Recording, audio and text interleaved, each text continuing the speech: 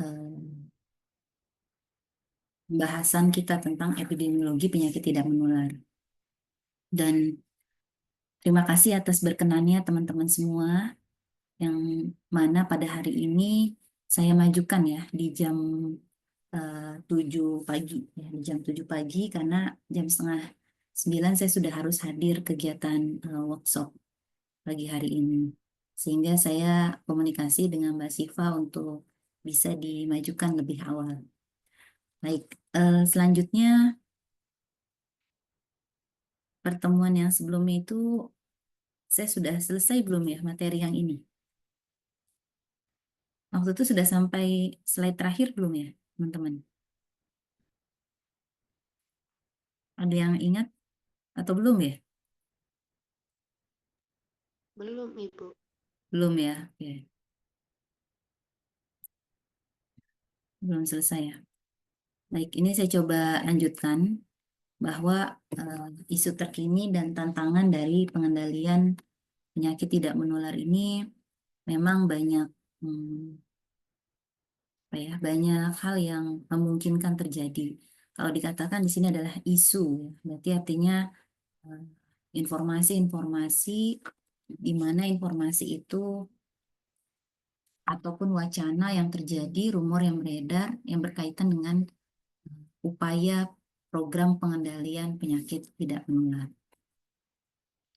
Pengertiannya kita tahu bahwa penyakit dengan riwayat alami yang panjang itulah penyakit tidak menular. Artinya perjalanannya itu panjang,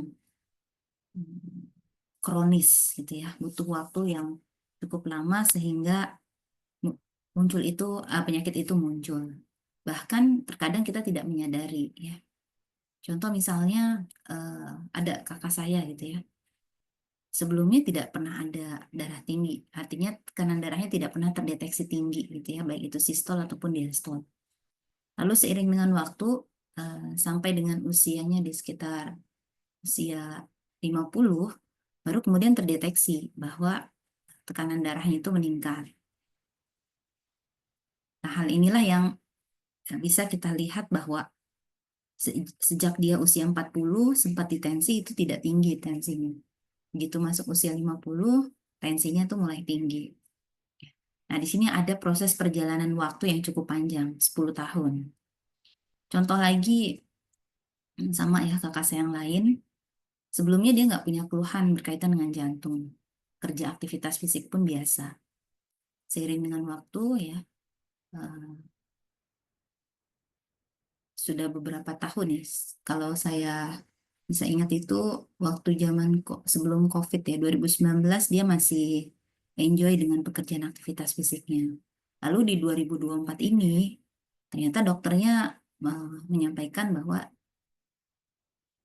terjadi arteriosklerosis gitu ya. Dan akhirnya didiagnosislah penyakit jantung koroner di tahun 2024. Nah, ini sini ada jeda waktu 2019 ke 2024 ya, sekitar 5 tahunan, 5 sampai 6 tahun, yang akhirnya penyakit itu muncul, terdiagnosis. Itu pun setelah ada keluhan ya, sekitar kurang lebih 1 bulan sebelum dia didiagnosis, dia merasa kok dirinya jauh lebih lemah, lebih gampang mudah lelah gitu ya, dada mudah sakit seperti itu. Dan akhirnya dia pergi ke dokter dan dokter pun mendiagnosis ini penyakit jantung koroner. Karena proses perjalanan yang cukup panjang, nah, maka proses penyembuhannya pun tidak bisa langsung spontan dan sempurna. Ya. Adapun karakteristik umum dari penyakit tidak menular ini yaitu etiologi tidak tentu, etiologinya nggak pasti. Faktor risikonya bisa ganda. Masa laten masa laten dan sakit yang panjang, penyakit ini tidak menular dan dia bisa menyebabkan atau menimbulkan gangguan fisik ataupun cacat. Ada kerangka kerja dalam pengendalian praktis, artinya ada kerangka kerja dalam penyakit tidak menular. Di mana kerangka kerja ini, keberadaan dari penyakit tidak menular ini seharusnya bisa dikontrol, bisa dikendalikan. Ya. Sehingga program Kementerian Kesehatan adalah untuk bisa melakukan pencegahan terhadap munculnya penyakit ini. Jadi tidak hanya penekanan pada pengobatan, justru adalah upaya pencegahan. Namun, ya, terkadang kita lebih asik gitu ya dengan program pengobatan, program kuratif dan rehabilitatif. Padahal yang diutamakan adalah pencegahan. Karena mencegah jauh lebih mudah, lebih murah dibandingkan mengobati. Peran kesehatan masyarakat lebih terfokuskan pada penyakit tertentu. Dengan keluaran ada penyakit menular AIDS, TBC, penyakit mental, ketergantungan obat, akibat kerja dan lingkungan, dan batasan tersebut lebih tertuju untuk efisiensi, bukan pada kerjasama orang pelaksana. Nah, kausa penyakit tidak menular ini tidak jelas, tapi faktor risiko individu penyakit utama telah diidentifikasi. Ya.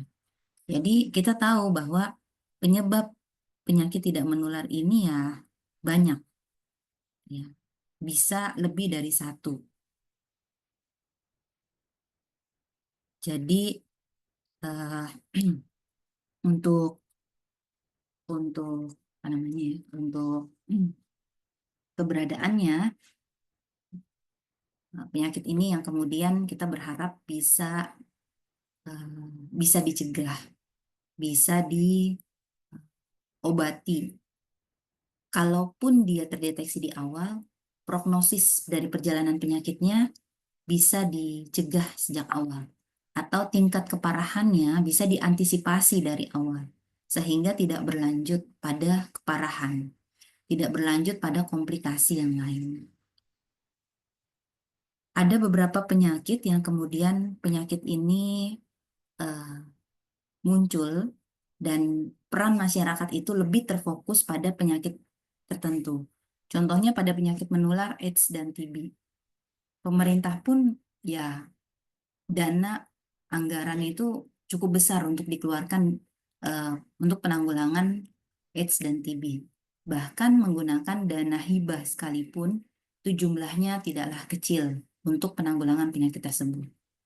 Selanjutnya ada penyakit mental, tergantungan obat, dan juga penyakit akibat kerja dan lingkungan. Batasan tersebut lebih tertuju untuk efisiensi, bukan pada kerjasama orang pelaksana. Kausa penyakit tidak menular ini tidak jelas, tapi faktor risiko individu untuk penyakit utama telah diidentifikasi. Jadi memang eh, faktor risiko ini yang harus bisa diidentifikasi supaya pencegahan terhadap penyakit tidak menular ini juga bisa berjalan. Upaya pencegahan dan penanggulangan terhadap penyakit ini juga bisa berjalan. Selanjutnya, bicara tentang penyakit dan faktor risiko. Ini juga sudah pernah saya bahas ya, bahwa ada faktor risiko A atau faktor risiko misalnya perokok.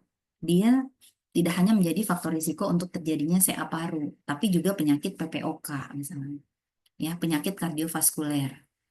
Jadi satu faktor risiko ternyata bisa muncul multi outcome, ya. Multi outcome itu artinya luaran penyakitnya itu banyak, tidak hanya satu. Begitu pula diet atau aktivitas fisik. Diet nutrisi yang rendah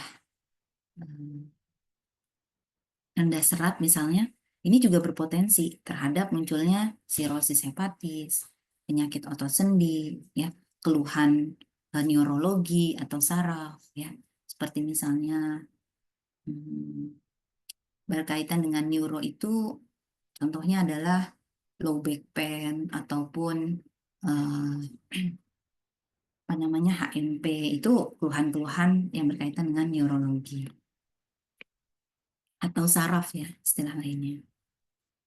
Oke. Selanjutnya berat badan juga berpengaruh. Stres juga demikian. Stres ini juga bisa menimbulkan kardiovaskuler, ya, penyakit jantung, penyakit kanker, kecemasan yang berlebihan, ya. Ini juga bisa pemicu munculnya penyakit. Kita tahu teman-teman waktu zaman COVID saja ada saya mendapati dua rekan saya yang penyakit komorbidnya bisa dikatakan bukanlah faktor risiko yang dominan. Yang satu memang overweight bukan obes ya, overweight, tapi tidak ada komorbid yang lain. Jadi dia terinfeksi sekitar di bulan Kan kita COVID itu teridentifikasinya dilaporkannya di bulan Maret ya. Ini di sekitar bulan 5 atau bulan 6 tahun 2020, artinya masih awal ya. Di mana program ataupun pengobatan juga belum banyak ditemukan, inovasi untuk vaksin juga masih sangat terbatas. Nah, lalu dia dirawat, awalnya dirawat dengan kondisi ya bisa komunikasi gitu ya, di ruang rawat isolasi biasa. Ya. Lalu hari demi hari itu terjadi eh, apa ya, penurunan kondisinya. Dia mengatakan tidak bisa tidur, gitu ya.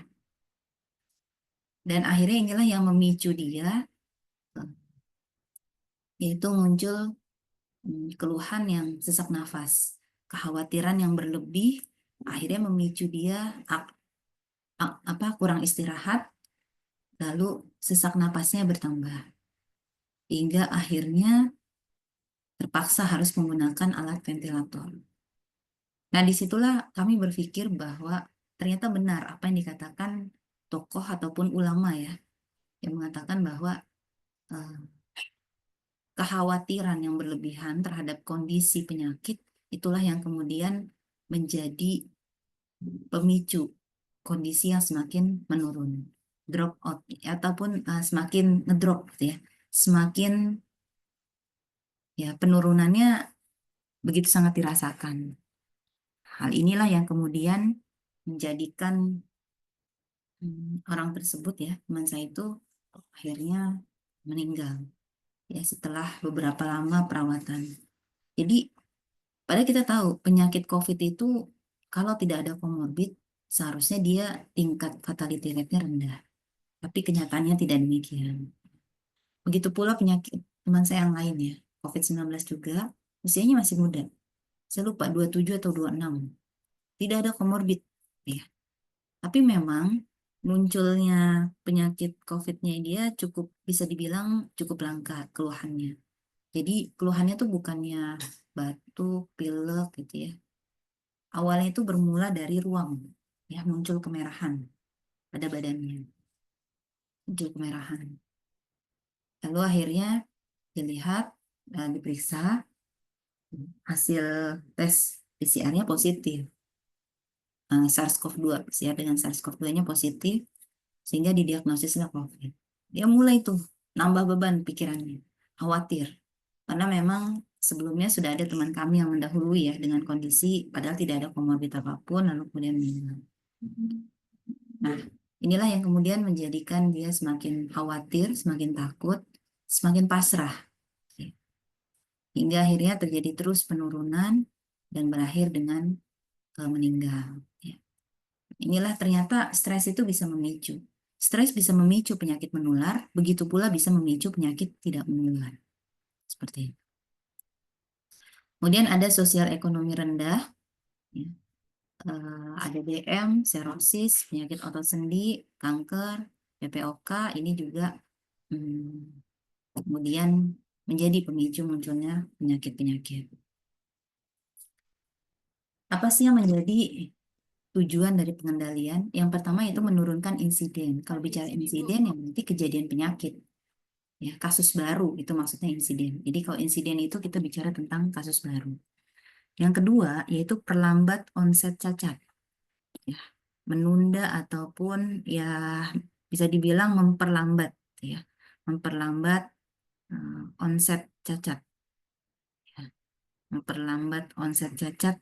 Nah, artinya onset ini adalah munculnya awalnya, awal atau manifest cacat.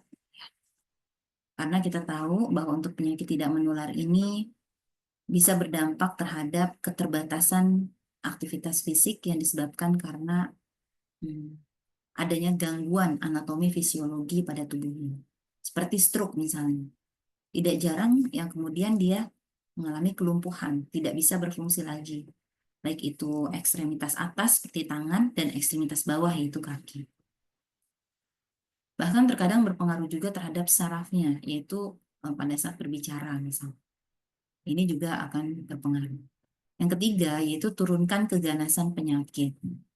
Jadi menurunkan tingkat keparahan penyakit. Itulah termasuk dalam 7 pengendalian penyakit tidak menular. Yang keempat adalah memperpanjang kehidupan individu. Kita tahu bahwa harapannya dengan adanya penyakit tidak menular, maka akan memperpanjang ataupun meningkatkan ketahanan hidupnya, meningkatkan kualitas hidupnya, supaya bisa lebih survive. Dalam perpanjangan kehidupan individu ada yang kita harapkan adalah prevalensi penyakit dan kecacatan itu menurun. Ya, besaran masalah penyakit dan kecacatan itu semakin menurun. Harapan hidupnya juga harapannya adalah seharusnya bisa lebih meningkat. Yang ketiga, penyakit tidak menular akan pengaruhi porsi hidup yang lebih kecil. Kebutuhan akan layanan medis juga menurun dan asumsi tentang kehidupan relatif terikat. Jadi, memperpanjang kehidupan individu berarti kan harapan hidupnya semakin besar. Prevalensi kecacatan menurun, ya. Angka penyakit tidak menular ataupun komplikasi yang lain bisa terus ditekan. Dan otomatis kalau orang sakitnya itu jumlahnya menurun, maka kebutuhan akan pelayanan kesehatan pun akan semakin menurun. Dan tentu saja asumsinya adalah kehidupan akan jauh lebih baik. Ada 8 model beban penyakit tidak menular di masa yang mendatang. Dan ini sudah kita rasakan di masa ini. Yang pertama, bahwa rata umur onset penyakit tidak menular tidak berubah.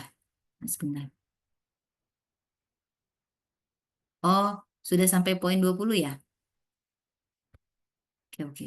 Saya kembalikan dulu ya. Maaf ya Ibu ya, saya juga baru merhatiin Bu tadi. Siap, siap. Gak apa-apa, Mbak. Ini saya baru baca ini. Oke. Terima kasih, Mbak. Berarti sudah sampai di sini mungkin ya? Iya Ibu, betul. Minggu kemarin sudah sampai sini. Oke, siap.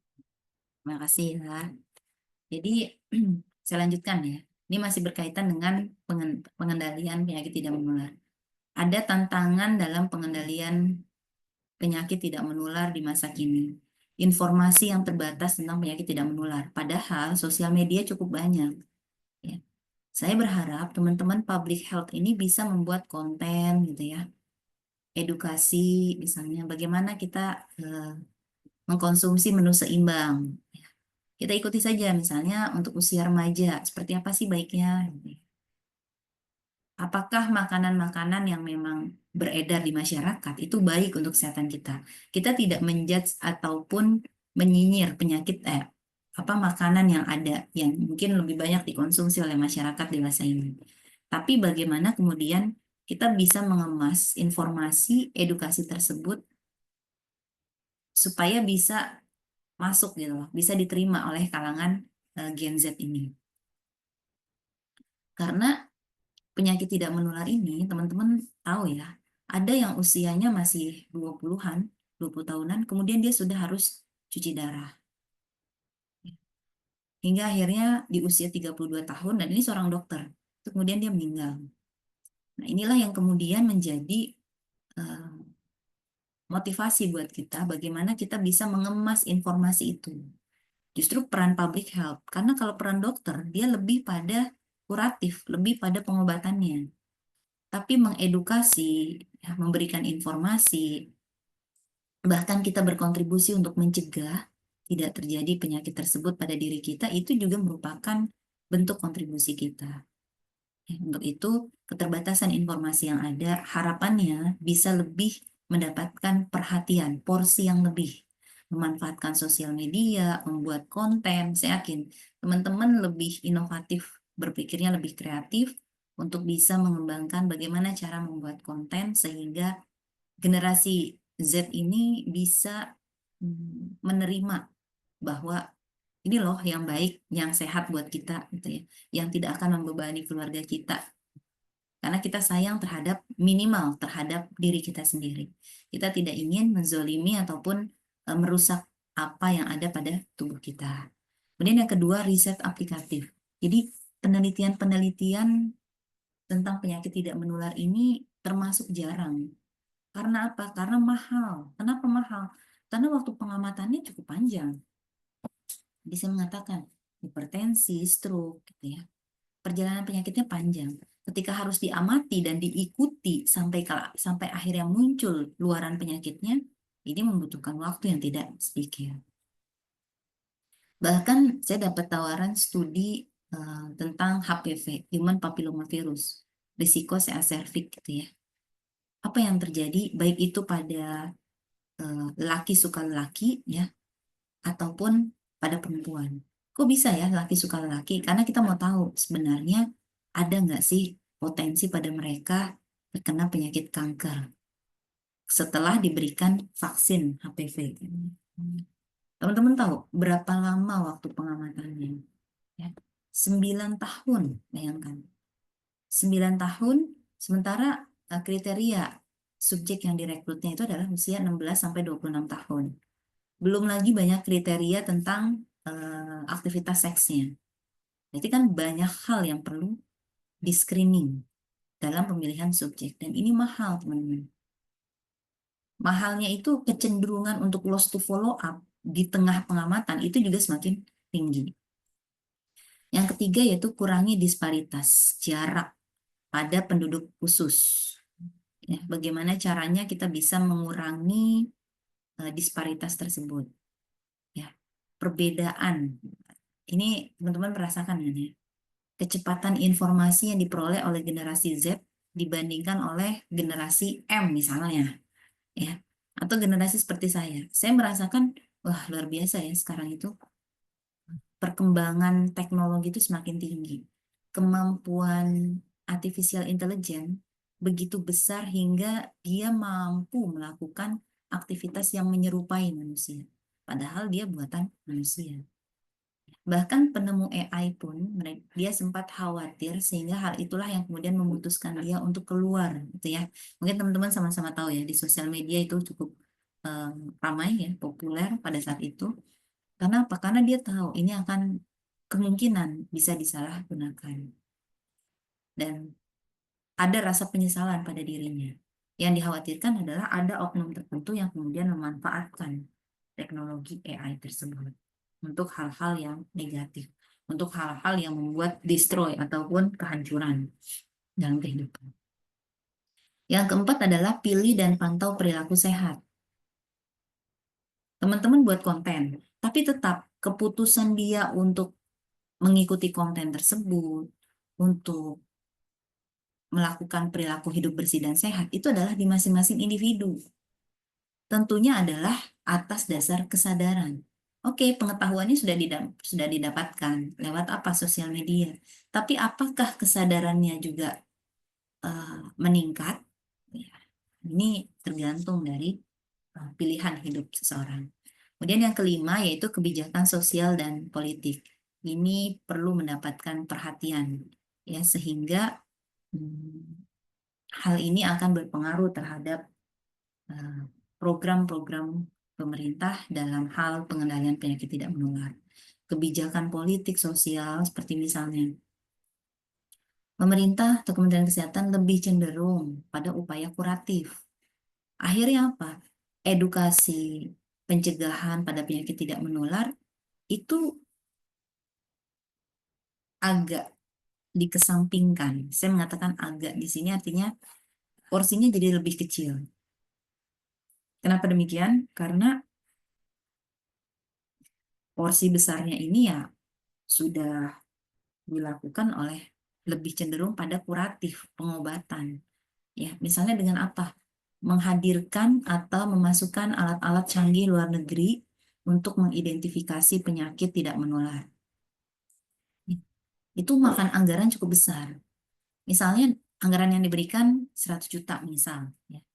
80 jutanya itu sudah digunakan untuk membeli alat, ya.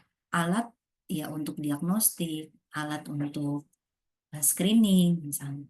Memang itu tidak salah, terutama untuk alat diagnostik ya.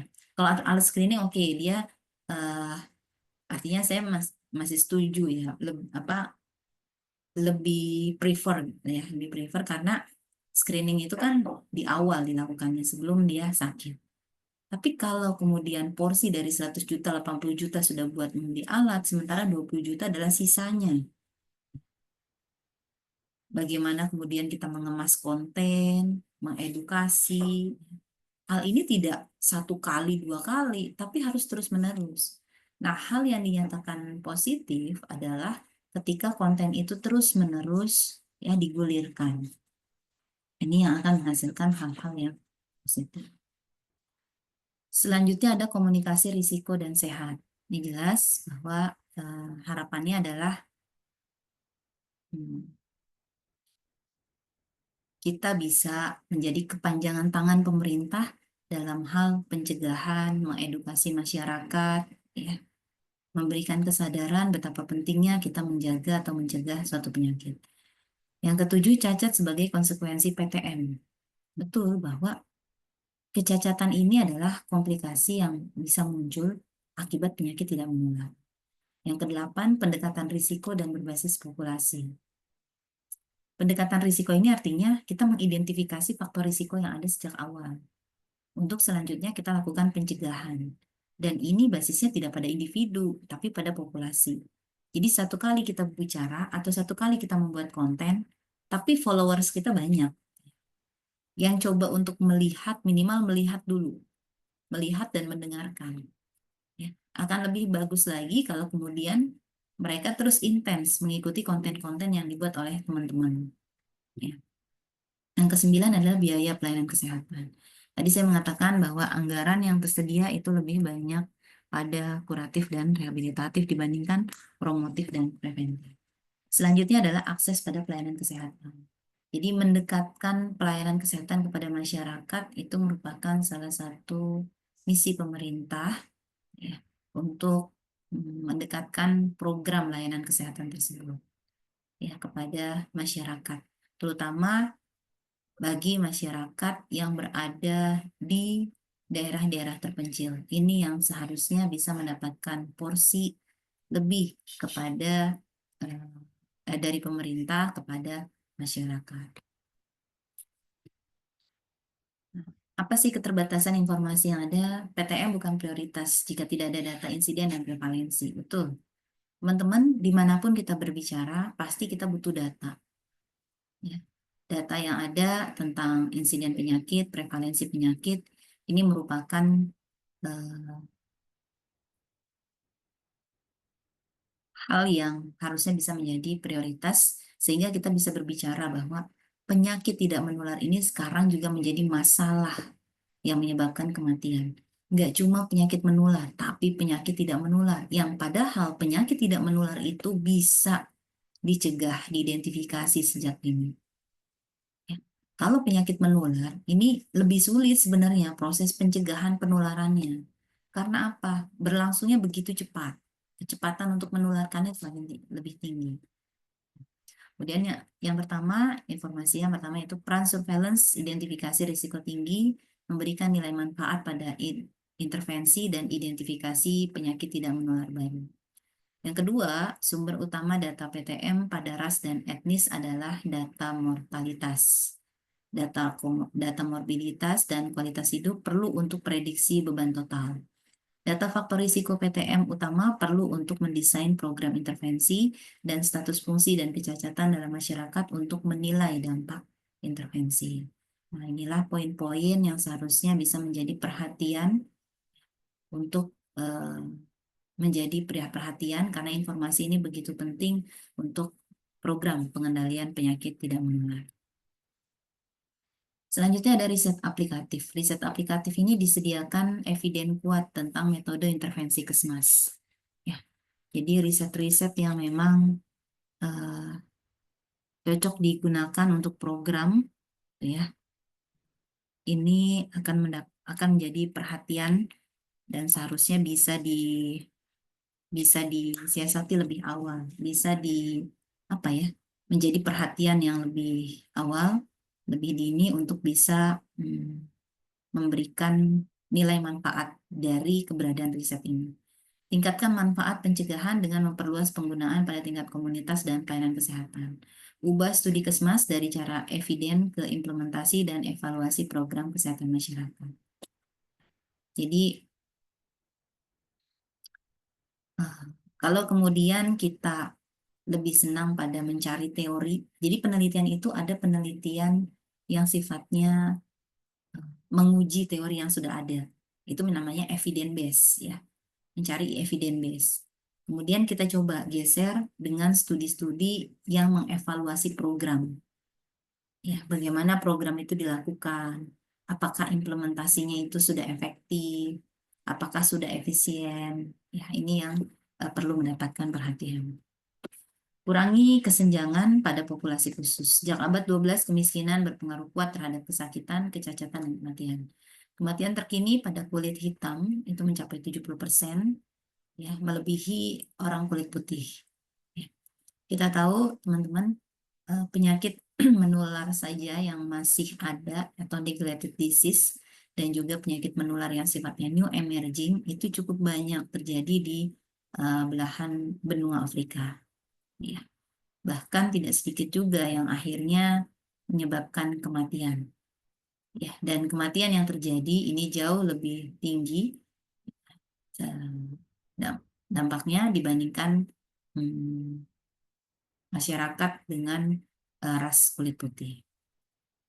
Kontribusi penyakit jantung koroner, stroke, kanker, DM, sirosis, cedera, dan homicide terhadap kematian itu kemudian tinggi. Penyebabnya bisa kepadatan pendidikan yang rendah, pelayanan medik yang jelek, dan polusi lingkungan. Adapun determinan atau faktor risiko yaitu perubahan sosiokultur, stres, dan perilaku terkait stres dan pelayanan medis substandar. Adapun perilaku sehat yang diharapkan adalah bukti ilmiah tentang pengaruh perilaku terhadap PTM makin banyak. Artinya, perilaku sehat itu berkontribusi, berperan terhadap pencegahan penyakit tidak menular. Ya, aktivitas fisik, diet tinggi serat, kemudian tidak merokok, menjauhi asap rokok. Jadi tidak merokok harus diikuti juga dengan menghindari asap rokok. Karena bahayanya perokok aktif dan perokok pasif, ya bahkan beberapa studi menyebutkan perokok pasif jauh lebih berbahaya dibandingkan perokok aktif. Nah, ini yang perlu mendapatkan perhatian kita. Individu harus bertanggung jawab lebih besar terhadap kesehatan mereka. Jadi kesadaran kita untuk melakukan pencegahan itu ya kontrolnya ada di diri kita sendiri. Bukan pada orang tua kita, bukan pada pasangan kita, gitu ya. Jadi kita sendiri, kita yang tahu. Hari ini saya sudah makan mie instan berapa kali? Bukan hari ini, tapi minggu ini. Atau dalam sebulan. Ya, lebih bagus dalam sebulan. Dalam sebulan saya sudah makan mie instan berapa kali? Sudah makan fast food berapa kali? Sudah minum yang manis-manis berapa kali? Ini yang perlu mendapatkan perhatian dari kita. Kita harus sadar. Kalau kemudian itu sudah sering kita lakukan, ya kita harus siap bahwa itu merupakan faktor risiko munculnya penyakit tidak menular. Perlu kita membantu individu untuk mengadopsi, memelihara perilaku sehat, dan perlu ada dukungan norma dan pesan. Perlu ada regulasi yang menguatkan, teman-teman. Regulasi apa? Regulasi eh, yang berkaitan dengan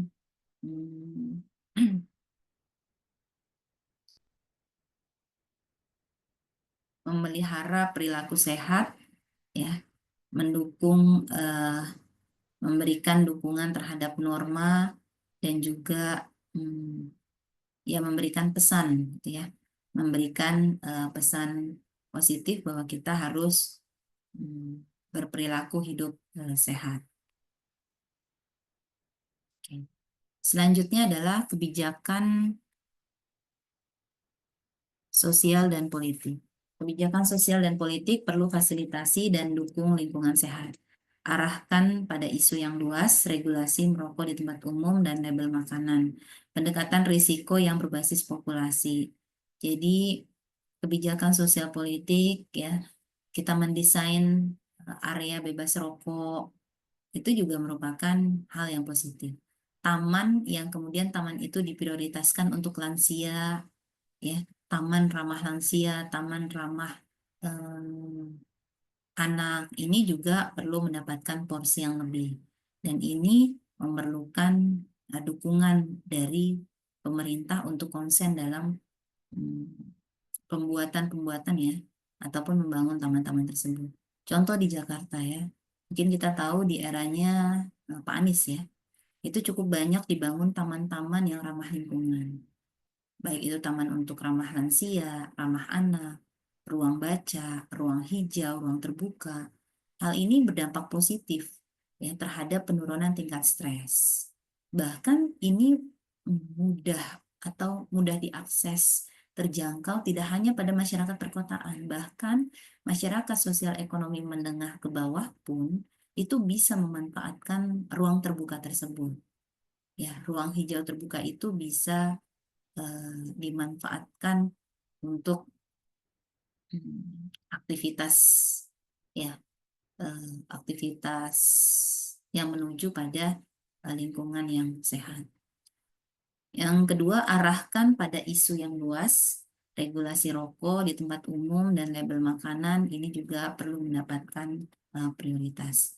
Ya, tadi ruang bebas merokok, memberikan label atau penamaan makanan yang perlu dihindari misalnya atau tinggi natrium itu perlu seharusnya tinggi kalsium. Jadi orang akan konsen ke situ gitu ya.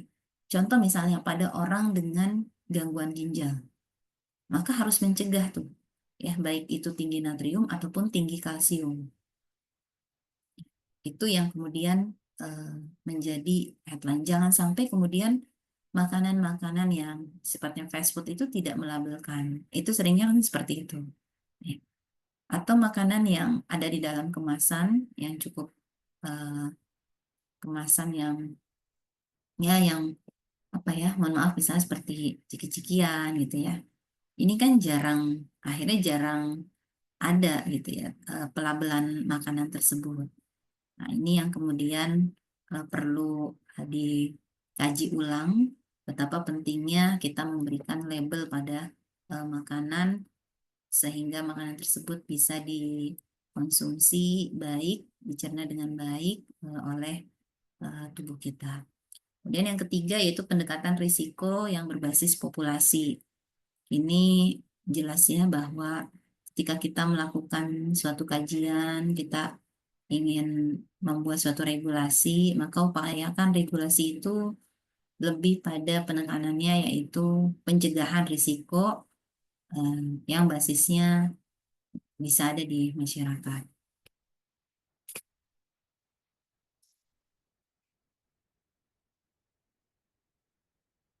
Ada komunikasi risiko kesehatan. Komunikasi akurat faktor risiko dan manfaat perilaku sehat diperlukan untuk mobilisasi dukungan berkaitan dengan kebijakan mencegah penyakit tidak menular dan kecacatan. Jadi komunikasi risiko high risk ini penting. Ya. Bukan high risk tapi ya risk communication ya atau mengkomunikasikan risiko tidak hanya pada penyakit menular, tidak hanya pada saat kejadian luar biasa, tapi juga pada penyakit tidak menular. Kebijakan untuk mencegah PTM dan kecacatan. Yang kedua yaitu ancaman risiko dirasakan serius jika faktor risiko bukan menjadi pilihan individu. Yang kedua, faktor risiko tidak diketahui atau tidak familiar. Yang ketiga, faktor risiko berhubungan dengan akibat dramatik dan segera. Ya, ancaman-ancaman ini yang dirasakan ancaman risiko yang dirasakan serius ini harus segera menjadi perhatian sehingga bisa meningkatkan kemampuan kita untuk melakukan upaya pencegahan. Contoh merokok adalah pilihan individu, diterima sebagai perilaku sosial dan penyakit terjadi setelah bertahun-tahun. Ya, ini seharusnya bisa diperhatikan juga ya oleh kita ya. Jadi kalau tadi saya menyampaikan tidak hanya prokoaktif, tapi prokopasif juga harusnya bisa kita hindari. Jadi status kita tidak hanya bukan prokoaktif, tapi juga bukan prokopasif. Cacat akibat penyakit tidak menular perlu intervensi efektif untuk bantu pasien yang cacat beradaptasi dan independen. Independen di sini artinya tidak ketergantungan, ya.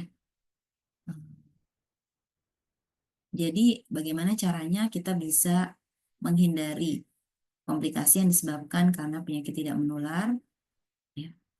Dan harapannya adalah bisa mencegah, ya, bisa melakukan upaya pencegahan intervensi efektif untuk bantu pasien yang mengalami kecacatan, ya.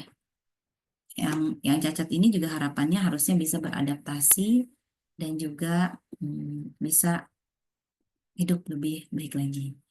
Yang kedua, cacat adalah kondisi sehat terbatas yang mempengaruhi aktivitas normal atau kemampuan kerja. Keinginannya adalah seperti itu.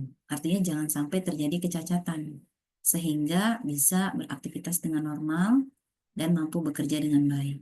Di Amerika Serikat, lebih dari 33 juta alami kecacatan akibat PTM. Masyarakatnya, terutama stroke lah ya, ini yang sering. Bahkan cancer pun juga demikian. Akhirnya dia tidak mampu untuk melakukan pemenuhan kebutuhan hidupnya. Artinya ada yang terganggu, yaitu activity daily living-nya, ADL-nya. Jadi akhirnya adalah statusnya ketergantungan dengan orang lain. Activity daily living ini contohnya adalah kegiatan mandi, ya, makan sendiri. Untuk mereka yang mengalami disabilitas karena stroke misalnya, akhirnya harus, mohon maaf, disuapin. Ya, untuk melakukan mandi cuci kakusnya perlu dibantu, didampingi. Nah, ini yang harapannya bisa dicegah. Teman-teman, di Singapura itu bagaimana caranya pemerintah menekan penyakit tidak menular pada lansia. Jadi lansia itu diberikan kesempatan. Jadi menuju lansia, justru mereka itu dipekerjakan, kalau teman-teman tahu. Seperti di hotel ya. Jadi eh, jasa-jasa industri yang tidak membutuhkan etos kerja yang tinggi itu diprioritaskan untuk lansia. Orang mendekati lansia, tidak harus lansia sekali gitu ya, tapi mendekati lansia. Jadi saya datang ke beberapa hotel ya di sana, itu pramusaji di restonya itu kalau saya lihat misalnya yang saya temui ada sekitar 10 gitu ya. Itu 8 itu usianya sudah berumur, maksudnya terlihat secara fisiknya itu adalah sudah berumur. Sementara hanya ya sekitar dua lah ya. Ya 20 sampai 30% yang masih muda. Tapi sangat berbeda di Indonesia. Justru yang muda-muda ini gitu lah ya, yang kemudian dipekerjakan. Jadi strategi pemerintah di Singapura itu demikian. Nah, yang mudanya ini coba untuk memasuki industri-industri yang memang membutuhkan etos kerja yang tinggi, berpikir yang lebih. Di situ posisi masyarakat usia produktifnya mengisi di apa segi-segi kehidupan atau ya di bidang-bidang pekerjaan yang membutuhkan etos yang tinggi, baik itu tenaga ataupun pikiran. Ya, itu yang dilakukan. Nah, kalau yang berkaitan dengan hmm, apa namanya eh, keberadaan dari para lansia ini selain bekerja, ya, mereka yang akhirnya sudah memasuki usia eh, 65 ya, 65 tahun, itu baru kemudian mereka diberikan sarana seperti taman. Nah, taman ini itu diprioritaskan untuk lansia. Jadi didesain ya, baik itu apa namanya, eh, bukan taman bermain, tapi alat-alat, baik itu alat-alat untuk aktivitas fisik yang untuk gerak itu disediakan dan ramah lansia. Artinya cocok untuk para lansia. Kenapa mereka berkumpul di sana? Karena mereka bisa sharing, ya.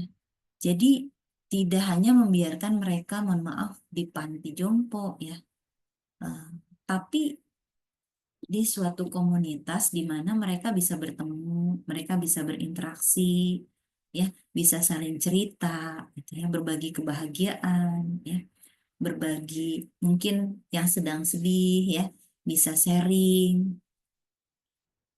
Jadi taman itu yang saya lihat, jadi eh, pada saat saya jalan pagi ya, itu ada lansia yang kemudian para lansia itu berkumpul ya. Mereka ya ada yang baca koran, ada juga yang ngobrol gitu ya, ada yang sedang aktivitas fisik ringan. Dan saya merasakan bahwa oh ini merupakan salah satu strategi pemerintah ya untuk menekan PTM pada lansia. Kenapa? Karena tingkat stres yang rendah gitu ya, adanya aktivitas fisik yang mereka lakukan, ini juga bisa mencegah munculnya penyakit tidak menular. Ya, populasi menua dan cacat meningkat sesuai umur dan upaya pengendalian itu penting dilakukan. Selanjutnya ada pendekatan risiko berbasis populasi. Keuntungan intervensi PTM pada masyarakat umum ini menjadi perhatian. Faktor utama untuk PTM biasanya ditemukan pada sebagian besar populasi. Kasus banyak berasal dari kelompok risiko rendah dan juga sedang. Perubahan pada kelompok tersebut akan menurunkan frekuensi penyakit secara menyeluruh. Upaya pemasaran sosial dan sanksi norma sosial lebih mudah pada seluruh populasi. Identifikasi akurat risiko tinggi terkadang menjadi mahal. Nah, inilah yang perlu mendapatkan perhatian dari kita semua, ya, bahwa seharusnya upaya pencegahan bisa dilakukan karena kalau sudah sakit tentu biaya akan jauh lebih besar. Bagaimana dengan pendekatan risiko berbasis populasi? Ya, contohnya untuk kolesterol, tujuan program berbasis populasi akan menurunkan kolesterol yang normal, moderat, dan tinggi. Intervensi dilakukan melalui upaya ubah perilaku diet, pengolahan, dan penyajian makanan. Modifikasi lingkungan, kontak sosial, sanksi positif, dan pelabelan makanan, ya makanan sehat, ini juga seharusnya bisa dilakukan, diatur regulasinya oleh pemerintah supaya eh, masyarakat pun bisa merasa terlindungi ya. Kan ada apa namanya? Lembaga Perlindungan Konsumen LPS. Ini seharusnya LPS ini tidak hanya melindungi, tidak hanya konsen pada expired date, gitu ya, tapi juga pada ingredient ataupun komposisi ya, komposisi dari makanan. Kalau yang ternyata makanan itu berbahaya terhadap munculnya penyakit tertentu, maka seharusnya secara transparan itu bisa diinformasikan kepada masyarakat. Biaya pelayanan kesehatan. Nah, biaya pelayanan kesehatan yang tinggi akan memaksa untuk melakukan pemeriksaan ulang ya, untuk prioritas pelayanan kesehatan dan proyeksi manfaat alokasi sumber daya alternatif. Baik, selanjutnya di Amerika Serikat, biaya pelayanan kesehatan sekitar 660 miliar, eh, berkisar 2.600 per orang per tahun. Sebagian besar untuk biaya teknologi, diagnosis, dan obat baru. Ya, bandingkan dengan alokasi untuk kematian bayi ya yang menempati posisi ke-21 dan harapan hidup yaitu ranking ke-19. Bagaimana akses pada pelayanan kesehatan? Di Amerika Serikat, tiap tahun sekitar 19 juta orang sulit mendapatkan pelayanan kesehatan. 1 juta ditolak ketika mereka butuh. Ya. Artinya, ya ditolak ini bisa karena tempat tidur yang ada jumlahnya terbatas. Sekitar ada 37 orang tidak mempunyai asuransi. 10,9 juta diantaranya tak penuhi kriteria Medicare. Ya, ini yang kemudian dan juga keterjangkauan ya biaya ini juga menjadi PR. Artinya masyarakat sosial ekonomi menengah ke bawah seharusnya bisa akses terhadap pelayanan kesehatan. Agenda kebijakan kesehatan untuk penduduk Amerika ya. Ini di sini dikatakan koalisi 172 orang publik dan privat. Mereka sepakat perbaiki sistem pelayanan kesehatan, kriteria kelayakan untuk Medicare ya, kesehatan, standarisasi manfaat dan pembiayaan asuransi. Dan banyak hal yang berkaitan dengan pelayanan kesehatan. Semakin mudah diakses seharusnya akan meningkatkan taraf hidup kesehatan yang lebih baik lagi. Adapun tantangan terkini dalam pengendalian PTM yaitu perubahan profil demografi akan ubah sistem pelayanan kesehatan dan pencegahan. Prevalensi limitasi aktivitas dan PTM meningkat sesuai umur, dan kemampuan aktivitas utama akan turun dan tergantung akibat peningkatan PTM. Usia lansia dan penderitaan PTM kelompok minoritas akan meningkatkan akses terhadap pelayanan kesehatan dan perlu ubah sistem pelayanan kesehatan dan strategi untuk mencegah penyakit tidak menular dan kecacatan. Bagaimana dengan tantangan terkini dari pengendalian PTM? Banyak area prioritas berhubungan secara spesifik dengan penyakit tidak menular dan faktor risikonya. Nah, untuk memenuhi peran baru kesehatan masyarakat, perlu ada pemahaman ya yang lebih baik berkaitan dengan perilaku hidup bersih dan sehat terhadap penyakit tidak menular. Jadi intinya teman-teman adalah bagaimana kita mentransfer informasi, mentransfer knowledge yang berkaitan dengan penyakit tidak menular dan faktor risikonya. Kendali dan promosi PTM akan dilanjutkan di suatu populasi yang eh, konfrontasi isu persamaan dengan jaminan bahwa semua penduduk terakses dengan pelayanan medis dan pencegahan dan membuat pencegahan penyakit sebagai norma sosial. Masih membahas tentang tantangan terkini pengendalian penyakit tidak menular, bahwa perspektif strategi pencegahan terkini menargetkan eh, penyakit dan faktor risiko yang menyebabkan kematian tertinggi. Strategi pencegahan tambahan perlu dikembangkan untuk mengurangi kecacatan yang disebabkan karena penyakit tidak menular. Ukuran morbiditas dan kualitas hidup akan melayani sebagai dampak penting untuk program yang ditujukan dalam pengendalian penyakit tidak menular dan mencegah kecacatan. Pemahaman tentang penyakit tidak menular telah eh, cukup memadai untuk menurunkan morbiditas dan mortalitas. Jadi harapannya ya kalau kita paham tentang penyakit tidak menular, maka kita bisa menurunkan morbiditas dan mortalitas. Dan ini yang seharusnya bisa dilakukan. Jadi kalau masyarakat itu peduli akan penyakit tidak menular, maka dia akan bisa ya melakukan upaya pencegahan munculnya penyakit. Selanjutnya,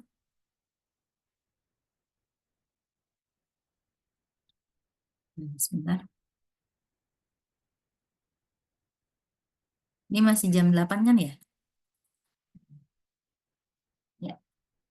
Ini saya ambil dari slide-nya almarhum Prof. Nasrin Kodim ya. Beliau adalah dosen pengajar, dosen saya yang berbicara tentang transisi epidemiologi. Saya lupa, ini teman-teman saya sudah memaparkan hal ini belum ya? Coba.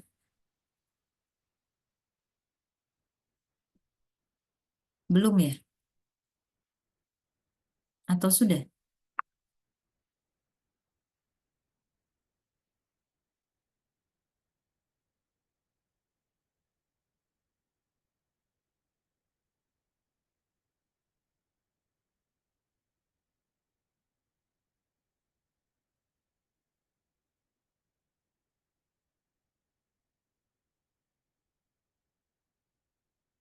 Ada yang ingat? Kayaknya belum ya? Ini kayaknya belum deh, Ibu. Belum ya? Oke, baik. Sepertinya belum. Saya lanjut ya. Konsep dari transisi epidemiologi. Epidemiologi adalah studi tentang atau studi yang mempelajari frekuensi, distribusi, determinan suatu penyakit. Ya. Teori transisi epidemiologi adalah kerangka umum untuk memahami perubahan utama pola penyakit dari waktu ke waktu. Ya, ini yang harusnya bisa dilakukan. Jadi perubahan dari waktu ke waktu, ya, ini mendapatkan konsen ya, dan harus bisa melakukan hal-hal yang mengubah paradigma. Ya. Bagaimana dengan teori transisi EPID? Fokus teorinya adalah sejarah perubahan pola morbiditas dan mortalitas. Dua kategori penyakit kausal utama kematian, ada infeksi dan ada kronis. Jadi ada penyakit infeksi, agen mikroorganisme, dan kemampuan transmisi dengan atau tanpa kontak.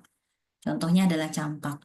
Ya, kalau yang dengan kontak banyak ya, seperti kalau kontak seksual itu HIV/AIDS, penyakit menular seksual itu adalah dengan kontak. Yang tanpa kontak, contohnya campak. Karena apa? Karena penularannya lewat droplet. Jadi tidak bersentuhan langsung, ya. Atau COVID-19, TB itu juga merupakan penyakit infeksi tanpa kontak. Tapi perlu ada perantara, ya, yaitu bisa udara. Kemudian ada penyakit kronis atau degeneratif karena proses penuaan, gaya hidup, lingkungan, dan racun. Ya, contoh misalnya apa namanya, mohon maaf, zat-zat kimia tertentu bisa pengawet, pemanis, ya. Ini bisa menjadi pemicu munculnya penyakit tertentu, penyakit degeneratif khususnya. Nah, didasarkan pada apa? Yaitu sekuensi perjalanan sejarah Eropa, pergeseran pola penyakit dan kematian secara signifikan dan posisi 3 abad. Jadi, teori transisi EPID ini berawal dari dinamika yang terjadi di masyarakat di Eropa, kemudian adanya pergeseran pola penyakit, tingkat kematian lebih rendah, umur harapan hidup semakin tinggi, tetapi tekannya jumlah para lansia pun konsekuensinya adalah jumlah lansia akan semakin besar. Kemudian ada istilah juga yaitu posisi 3 abad. Apa itu posisi 3 abad? Ada abad yang terjadi yaitu kejadian kelaparan. Ya, kejadian kelaparan ini sampai dengan tahun 1875. Artinya banyak negara atau wilayah yang eh, apa namanya, mengalami kelaparan gitu ya. Sebentar, sebentar ya.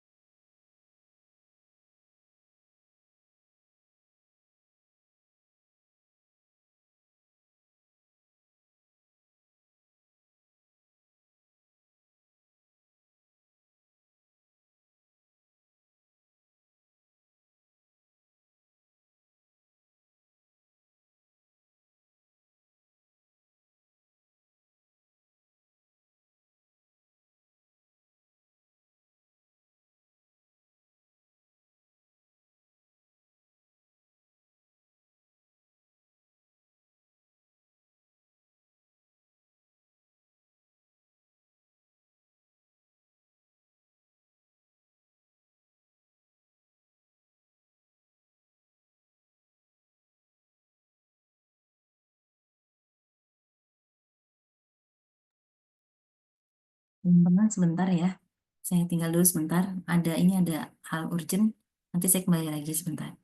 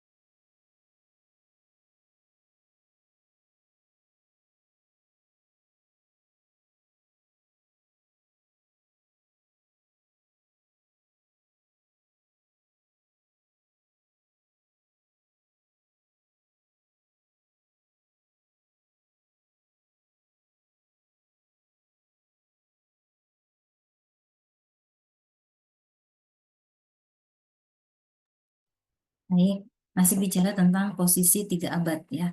Abad pestilens, kelaparan, mortalitas dan fertilitas tinggi, pertumbuhan populasi kecil, umur harapan hidup yang sangat rendah.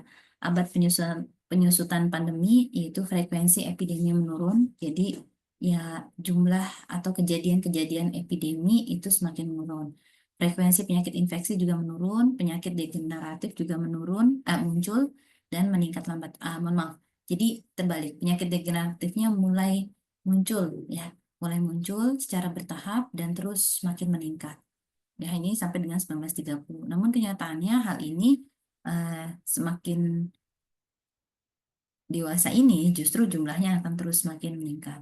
Dan umur harapan hidup pun meningkat karena upaya upaya peningkatan ya, derajat kesehatan juga semakin meningkat. Tadi saya katakan dengan salah satu konsekuensinya adalah jumlah lansia yang juga semakin meningkat dan hal ini perlu mendapatkan perhatian yaitu upaya pencegahan terhadap penyakit.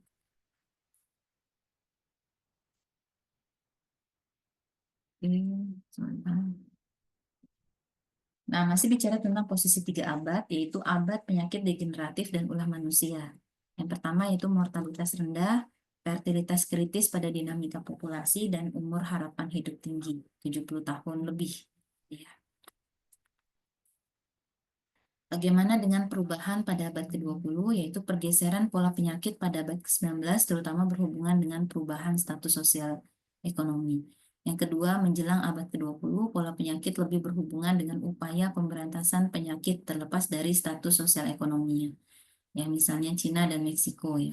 Ini berkaitan dengan perubahan-perubahan pergeseran pola penyakit menjelang abad 20. Sekarang sudah terus ya melewati masa-masa yang memang bukan melewati, tapi terus bahwa jumlah penyakit tidak menular terus semakin meningkat. Untuk model transisi, yang pertama itu model klasik, ada negara-negara barat, sosial ekonomi dan peningkatan sanitasi. Ada tindakan perbaikan dan perawatan kesehatan, ini juga seharusnya bisa mendapatkan perhatian. Model transisi ini ada yang cenderung lambat, bahwa negara-negara sedang berkembang, peduli kesehatan, dan sedikit perbaikan sosial ekonomi. Kemudian ada juga less decline in fertility atau population growth. Dan yang ketiga itu percepatan. Ini terjadi di negara maju ya, seperti Jepang. Peningkatan sosial ekonomi, perbaikan sanitasi, peningkatan perawatan kesehatan ini dilakukan oleh negara maju seperti di Jepang. Kita tahu negara Jepang juga eh, bisa dikatakan ya usia dia sejak adanya bom atom ya Hiroshima dan Nagasaki yang meluluh lantakkan kota tersebut ya di tahun 1943 ya. Nah, ya 19 dan akhirnya apa yang dilakukan oleh mereka mereka coba untuk bangkit ya memperbaiki kondisinya baik kondisi fisik ya ataupun non fisik yang ada di trauma ya yang muncul pada masyarakat Jepang ini juga coba untuk dibenahi oleh pemerintahnya dengan harapan bahwa terjadi peningkatan taraf hidup masyarakat. Nah, ini kematian di Berlin ya di Jerman ya, eh, per 1.000 penduduk ini dilakukan ya dan angkanya terus semakin eh, menurun dari tahun ke tahun. Namun sempat terjadi peningkatan kembali. Ya. Ini contoh yang lain berdasarkan kelompok umur, kematian berdasarkan. Ini adalah harapan hidup saat lahir. Selanjutnya adalah kausa utama kematian di Amerika Serikat pada tahun 1900 sampai dengan 1967. Apa saja penyebab utama dari kematian? Ya, yaitu ada penyakit pneumonia dan influenza, tuberkulosis, diare dan enteritis, penyakit jantung, penyakit nefritis, kecelakaan, kanker, difteri, dan meningitis.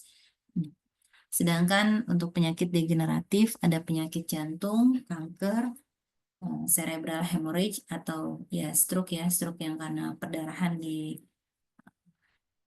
kepala ya di otak. Selanjutnya ada kecelakaan, pneumonia, influenza, penyakit perinatal, arteriosklerosis, diabetes mellitus, dan penyakit sirkulasi. Ya, ini adalah penyakit-penyakit degeneratif.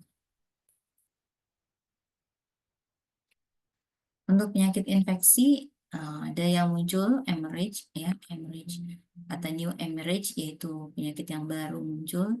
Yang muncul kembali adalah re-emerging, emerge, emerge, ya, bukan emergency tapi emerge, ya.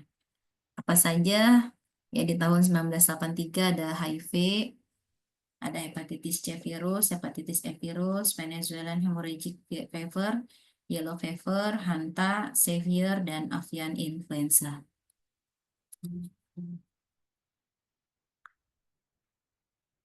Bagaimana dengan transisi nutrisi, ya? Kita lihat di sini ada profil secara ekonomi, ini akan berpengaruh, ya, kehidupan yang memang ketika mata pencarian penduduknya mayoritas adalah berburu, ya, pemburu ataupun petani, maka ini juga akan berpengaruh terhadap kemampuan daya beli dan pola konsumsi makanan. Ini ada pertanian tunggal, ada binatang ternak, ya, dan akhirnya mereka akan peduli, ya, bahwa harus memiliki tempat hunian tetap, ya, yaitu membangun rumah. Sedangkan di masa revolusi uh, agrikultur yang kedua, ya, yaitu terjadi rotasi dan pupuk, ya, rotasi pekerja, ya, dan pemanfaatan pupuk bagi tanaman. Kemudian di era industrialisasi, yaitu mekanisme kerja, rumah tangga, dan gaya hidup yang santai. Ya, ini di masa revolusi industri, ya. Teman-teman mungkin pernah belajar juga, ya, ada revolusi industri di Inggris. Kemudian ada perubahan perilaku, robotisasi industri rumah tangga, dan kurang gerak. Sama, kemampuan digitalisasi juga ternyata ini berdampak terhadap kurang aktivitas fisik. Ya, mungkin teman-teman merasakan, ya, begitu pula saya.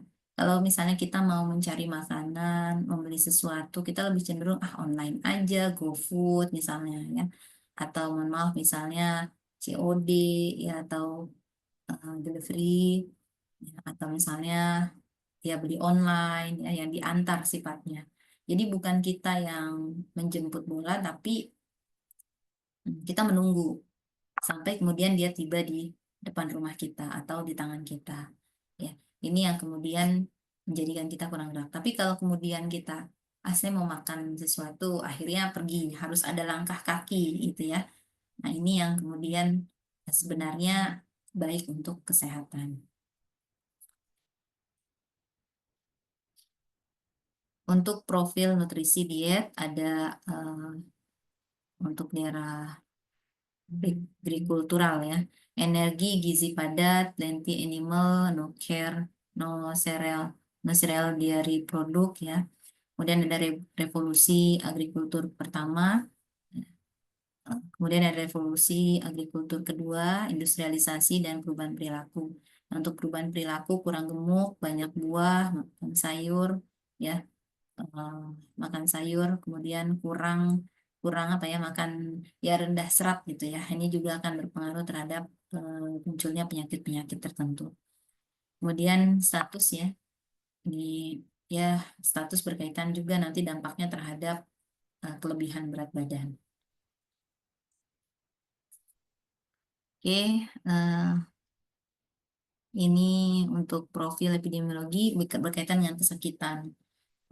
Terjadinya kesakitan, ada munculnya penyakit infeksi, tapi epidemik sedikit, kemudian mulai muncul penyakit diabetes, ya, walaupun jumlahnya jarang. Kemudian ada penyakit endemi dan epidemik yang banyak. Kemudian ada infeksi endemik juga banyak terjadi. Kemudian di masa industrialisasi, penyakit infeksi turun, penyakit kronis, obesitas, dan diabetes jumlahnya semakin meningkat. Nah, untuk perubahan perilaku, perbaikan kesehatan, ya, muncul penyakit jantung koroner jumlahnya semakin menurun, dan kanker juga jumlahnya semakin menurun secara perlahan. Untuk profil demografi, yaitu mortalitas dan fertilitas, ada preagrikultural, fertilitas rendah, mortalitas tinggi, ada populasi, ada fertilitas dan mortalitas rendah, harapan hidup juga rendah. Mortalitas dan kemudian fertilitas turun, populasi juga semakin banyak, semakin tumbuh. Fertilitas, ya, berkaitan dengan tingkat kesuburan di sini dan juga harapan hidup semakin meningkat. Nah, dari sisi struktur umur, yaitu ada populasi muda, ada muda sedikit, dan yang muda sedikit yang agak tua gitu ya, atau beralih ke populasi tua semakin eh, bertambah ya, yaitu usia di atas 75 tahun. Nah, pola kematian seperti apa? Kita lihat pola kematian akibat infeksi semakin menurun, ini yang hijau ya. Tapi kalau munculnya penyakit tidak menular, kematian yang diakibatkan oleh penyakit tidak menular itu semakin tinggi. Nah, prinsipnya adalah, oke, penyakit boleh ada, tapi kemudian jangan sampai berujung pada kematian. Itu harapannya. Yang lebih bagus lagi adalah semua penyakit, baik itu penyakit menular dan penyakit tidak menular, itu bisa dicegah, bisa dikontrol. Kemudian ada geographic comparison, ya. Eh, ada geographic comparison ini ada insiden dan mortality, hypothesis generation, measures in countries, dan hypothesis testing, measures in individuals. Ini ada penyakit CHD ya, death rate smells, insiden stomachache ya, eh, kanker perut pada laki-laki ya, kanker ya, kanker abdomen pada laki-laki, ada breast cancer, angka apa namanya, penyakit kanker payudara pada perempuan pastinya. Ya. Di Kanada tuh terus jumlahnya semakin meningkat. Angka kematian karena sirosis hepatis pada laki-laki usia 45 sampai dengan 54 tahun. Di negara-negara maju banyak terjadi. Karena apa? Karena salah satunya adalah pola mengkonsumsi alkohol ya. Penyakit tidak menular yang utama di negara maju ada penyakit kardiovaskuler, penyakit jantung koroner. Penyakit kardiovaskuler apa saja ada dua, yaitu penyakit jantung koroner dan juga trombosis vena. Ya. Kemudian ada respiratory yaitu emfisema, kanker paru, dan genital perempuan yaitu endometriosis dan kanker endometrial. Ini adalah penyakit tak menular yang utama di negara maju. Penyakit tidak menular utama di negara maju yang lain yaitu ada penyakit yang menyerang organ payudara yaitu kanker payudara, ada juga yaitu fibrosis kistik. Kemudian pada genital laki-laki ada kanker prostat, penyakit metabolik yaitu NIDDM yaitu non-insulin dependent diabetes mellitus. Penyakit tak menular utama di negara berkembang, kemungkinan etiologi infeksi ada etiologi infeksi, ada berhubungan dengan defisiensi nutrisi. Ya, goiter, gondok, endemik, malnutrisi yang diakibatkan oleh DM ini yang berkaitan dengan nutrisi. Ya, kalau yang berkaitan dengan etiologi infeksi ada sirosis, ada karsinoma, ada penyakit jantung rematik, ada anemia defisiensi Fe. Ya, ini kemungkinan etiologi dari infeksi. Transisi umur harapan hidup yang nomaden ada 45 tahun, petani 60 tahun, urban 75 tahun. Kausa kematiannya ya cukup bervariasi ya untuk masing-masing kelompok umur. Ada yang disebabkan karena kecelakaan, penyakit eh, koronari ya, heart coronary, penyakit cancer. Selanjutnya ada global microbial threat in the sebentar.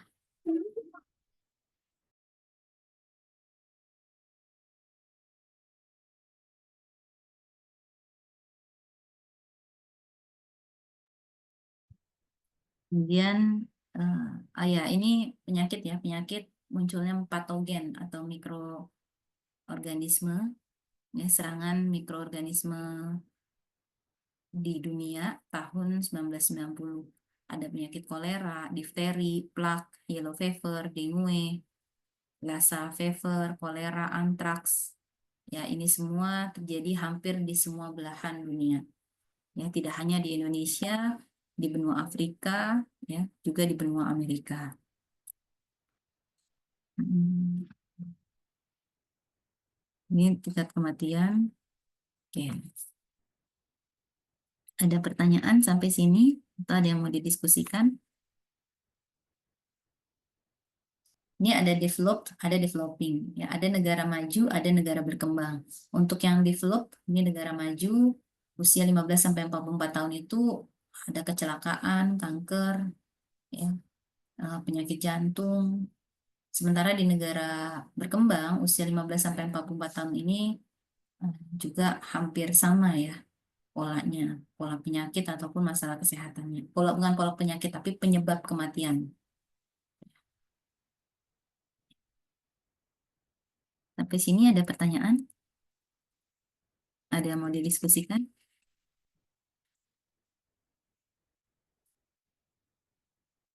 Cukup mungkin ya. Sepertinya cukup, Ibu. Oke, baik. Terima kasih atas kehadiran rekan-rekan kelas penyakit tidak menular pada pagi hari ini. Semoga yang disampaikan bisa menjadi reminder untuk kita ya, terutama perilaku sehat minimal untuk diri kita. Ya, bagaimana kita bisa dan harus bisa menghindari eh, perilaku-perilaku berisiko, ya, menghindari perilaku berisiko atau mencegah eh, munculnya penyakit tidak menular ya pada diri kita, itu minimal.